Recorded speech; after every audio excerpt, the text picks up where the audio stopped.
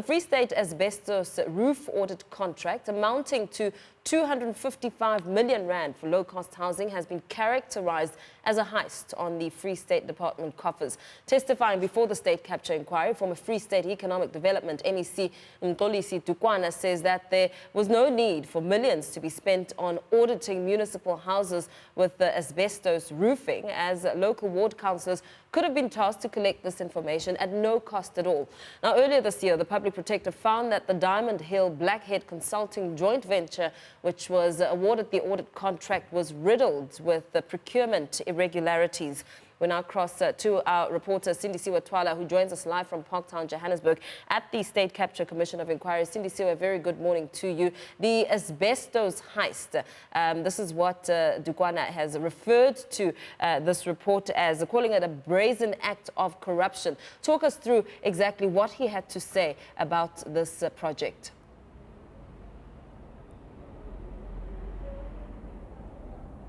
Yes, the former Economic Development MEC Dukwana has been saying that this particular initiative or audit or tender was not required, saying that over 200 million given to this joint venture was unnecessary, citing that local councillors could have done this at no cost to the municipality, also citing that he himself has lived in an asbestos-roofed house before for many years, and says that there was no sense of urgency, meaning that this could have gone on open tender. He also mentioned that this particular contract did not even go on open tender, nor was it vetted by the state law attorney that was in the Premier's office, as of a statement made by the Premier around those times from 2013-14 that such contracts should be centralized to the Premier's office for vetting. But let's take a listen to what he had to say in this regard.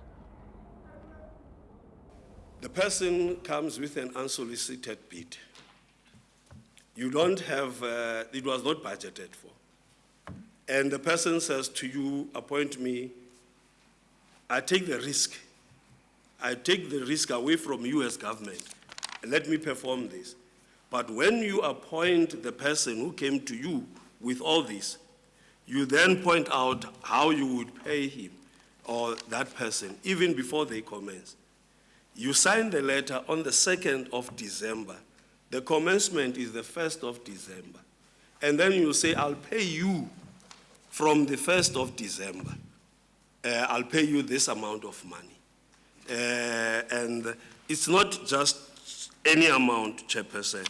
This is 51 million rand of public money that I'm giving to you. You have not even started. I give you the 51 million. All that you might have done is give me a guarantee of 1 million. Then I give you 50. You have a person who gives you 1 million and as a guarantee, you still want to give him 51 million before he even commences. And this argument, I'm making it deliberately, Chairperson. You will see at the later stage, the same head of department raising a point that you can't pay a person for a service that the person has not performed. And this is the same person who deposed the affidavit to the fact that you can't pay for a service that has not been, or goods that have not been delivered. But you do the same thing.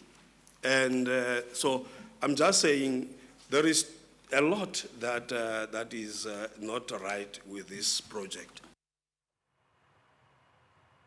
Now, Cindy, in the midst of all of this, former Free State Premier Ace Magashula's name was also mentioned. What did we learn on his role during this deal?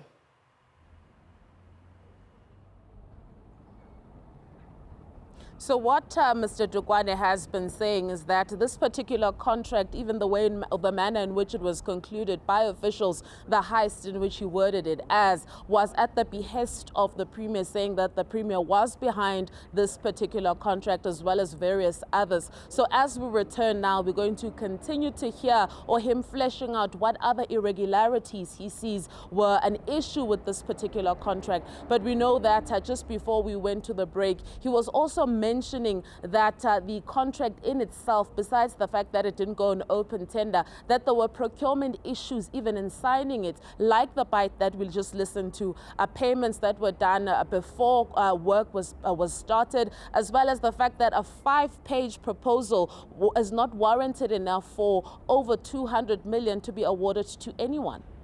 Absolutely. Let's leave it there. Our reporter Cindy Siwa Twala outside the State Capture Commission of Inquiry.